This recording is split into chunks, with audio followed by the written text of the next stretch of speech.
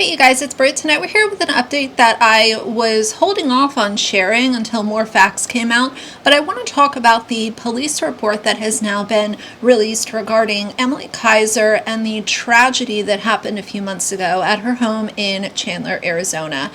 You know, I said early on I wasn't going to cover it. There wasn't really much to say aside from how tragic it was, and I didn't cover it because I didn't feel like it was worth they did not deserve to have a bunch of conspiracies and finger pointing going around when this tragedy had just happened. Now, fast forward a few months and we have the official police report that has been released. So I feel like now we have some facts that we can go off of.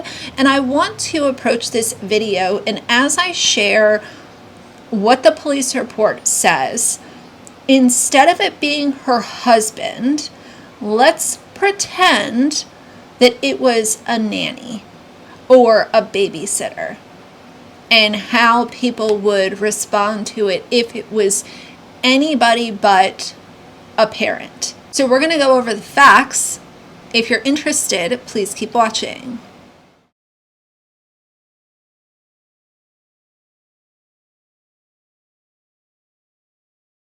I will have the entire police report linked down below if you want to read it for yourselves, just as a source. So let's start at the top. It says here, social media influencer Emilie Kiser's 3-year-old son Trig was in the pool for about 7 minutes before his father found him unconscious, according to a redacted report from the Chandler Police Department on Friday. Trig Kiser was found in the pool in the backyard of the Kiser's family home by his father, Brady, in Chandler, Arizona on May 12th.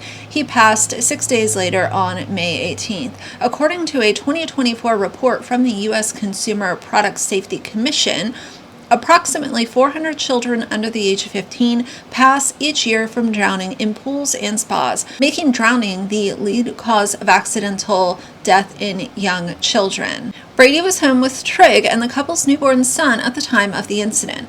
Emilie was out with friends at the time, per the report. Brady told officers who responded to their home that he had been looking after the baby and lost sight of Trig for about 5 minutes. Later at the hospital, he told an officer that he was not sure if he had lost sight of his son for 3 or 5 minutes. According to the report, Trig was unsupervised in the family's backyard for more than 9 minutes while playing around the unsecured pool and unable to swim. The report said that it was clear from the surveillance video that the child did not go into the water intentionally. Rather, he tripped and fell while playing with an inflatable chair. According to the police department, Trig was in the backyard from about 6:29 p.m. until his father found him at 6:39 p.m. He was in the water from 6:32 to 6:39, which added that there was no evidence to suggest that his father saw him in the pool and failed to act, but that it was clear that Brady's attention was divided and he was not watching his son at all during the critical times mentioned. They had recommended that Brady face a Class 4 felony charge of child abuse. The report said that that decision was based on several factors, including that Brady knew there was no cover on the pool, he knew Trig was in the backyard and did not know how to swim, and that his statements did not match what was seen on surveillance footage. This leads to the conclusion that Brady was not aware of what Trig was doing and was not watching him, the report said. The Maricopa County Attorney's Office announced on July 25th that he would not be charged because there is no reasonable likelihood of conviction. Emilie's legal team filed a request to remove 2 pages of the police report, which Arizona Superior Court and Maricopa County Court granted on Friday, which is also the same day that the police report was released. It also says that the authorities allege in the report that Brady had been watching an NBA playoff game and had placed a $25 bet around the same time of the drowning. Brady's statements do not match what was seen in the video. He did not accurately describe one thing Trig did after he went outside. This leads to the conclusion that Brady was not aware of what Trig was doing and was not watching him. The combination of these factors led to the drowning, and a remedy to any of the contributing circumstances could have been prevented could have prevented the outcome, the report says. The family's pool typically had a protective cover on it. Still, according to the report, investigators learned that the family removed it to enjoy the pool and it had not been replaced. They also confirmed that the pool was being serviced the following day. The pool company did confirm that to be true. Brady shared some more about this timeline that's in this report. So it says here that Emilie left around 6 o'clock to go out with friends for the night. After Emilie left, Brady made Trig dinner. He fed their infant a bottle. Trig finished his dinner and went into the backyard. Brady was sitting on a back chair that pointed out to the backyard, out through the back windows, because while he was holding infant, he wanted to be able to see Trig. He claims that Trig was in the grass area of the backyard near a blow-up slide playhouse, and Brady saw him walk from that area in the grass back up onto the elevated portion where the hot tub was at. That's where he had seen him last. After seeing Trig near the hot tub, he thought he went to get a drink. He then went back to see where Trig was at. Brady then went outside and saw Trig in the water. The report says it became clear that this elevated area around the hot tub is a common spot for Trig to play. He plays in the backyard often. Brady said there were toys in that area and he plays in the backyard all the time, throughout the day, all day. He's out there with the dogs, he's in and out.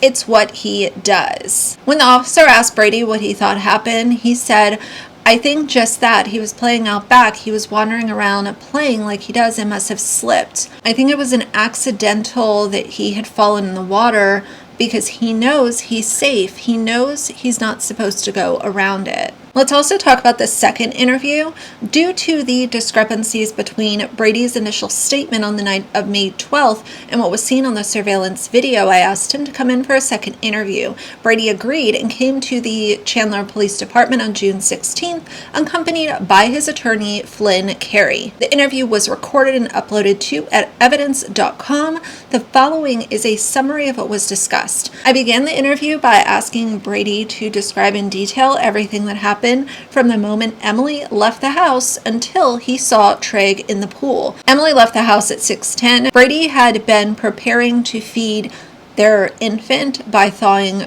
breast milk. After Emilie left, Brady and both of their children were in the living room, and Brady began the process of feeding their infant. Trig asked Brady to make him mini pancakes, and the two of them cooked the pancakes in the microwave. Trig sat on the couch while Brady was feeding their infant. Brady stated that he never set their infant down from the moment that Emilie left until the moment that he saw Trig in the water. After Trig ate, he went out the back door and he had seen it, and he said, I looked out and tried to locate him and had seen him and returned to feeding their infant.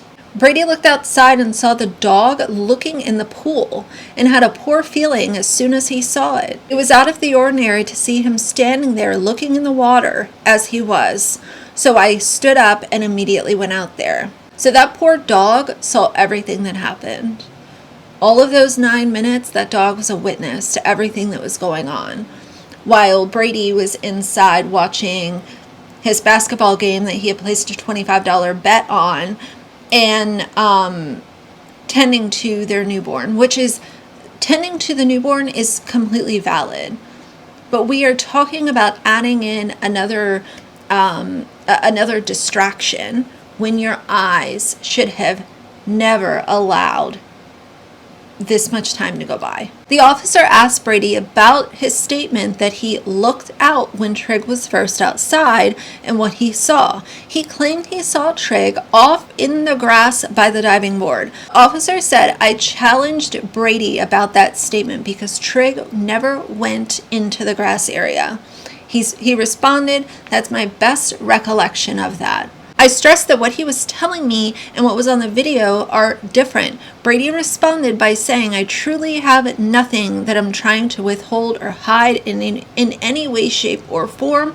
All I've ever tried to do is recount to the best of my ability what occurred. Brady insisted that he wasn't on his phone, and even though the basketball game was on the TV, he said it's not where my focus was, it was on my baby. And the game, if anyone's wondering, was still on when the officers and the paramedics arrived at their house. And there's this big conversation happening of like, oh, well, it's a traumatic event, so you can't, recount what happened if you're experiencing trauma or going through a loss to this level.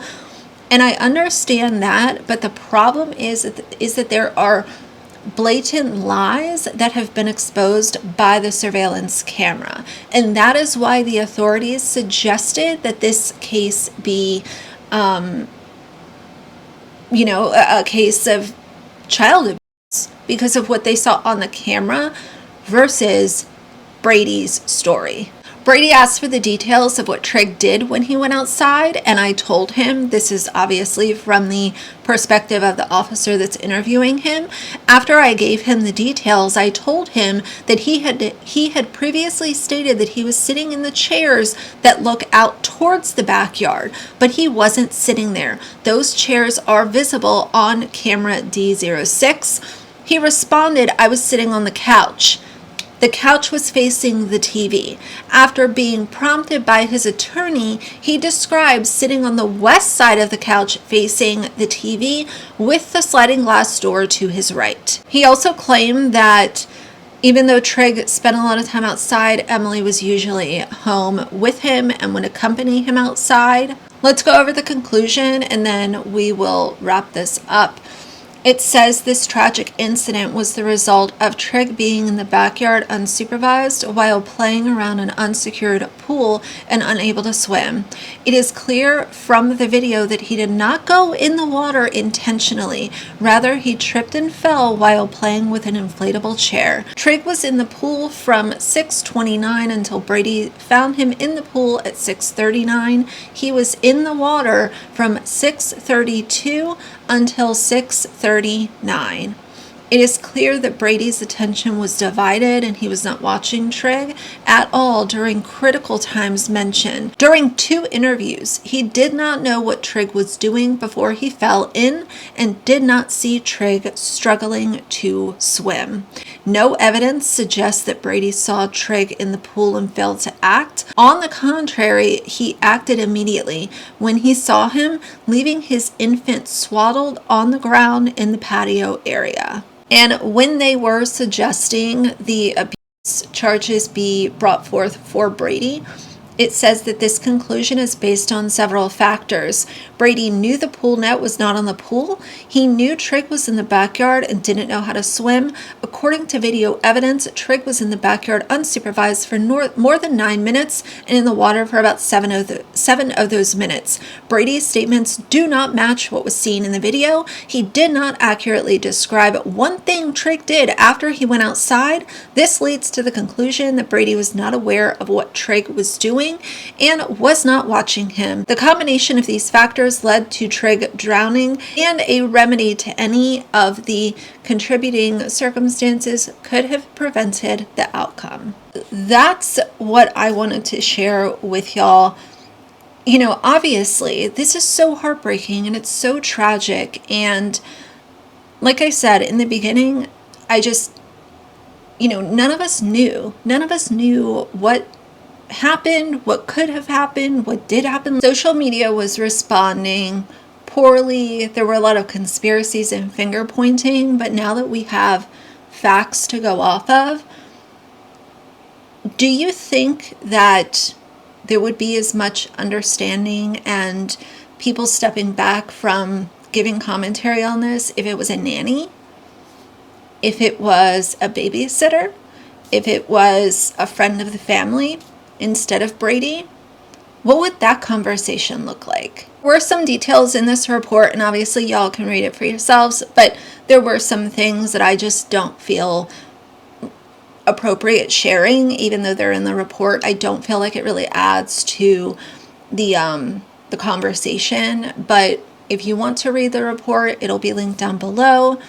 But I think that's enough for today. I will be looking at your comments and we'll see kind of how everyone feels about this several months later.